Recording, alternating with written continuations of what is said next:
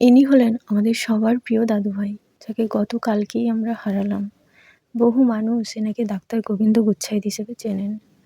দাদু হঠাৎ করেই অসুস্থ হয়ে গেল, কিন্তু ভাবতে পারিনি যে মানুষটা এত তাড়াতাড়ি চলে যাবে সবাইকে ছেড়ে। অনেক নাতি নাতনির মধ্যে আমি ছিলাম একমাত্র নাতবউ। দাদু সবসময় আমাকে বলতো, তুমি আমার ভীষণ স্নেহের পাত্রী। ওই রাস্তা দিয়ে যখন ডিউটি যেতাম, ফোন করে আমাকে বলতো, ফেরার পথে তুমি এটা নিয়ে যাবে, দেওয়ার আছে। সেই সব দিনগুলো না আমি ভীষণ মিস করব। আর কেউ এইভাবে বলবে না।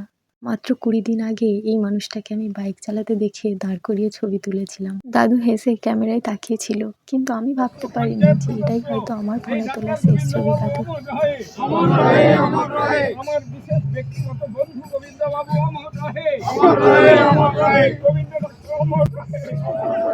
ঠাকুরের কাছে দাদুর আত্মার শান্তি প্রার্থনা করি।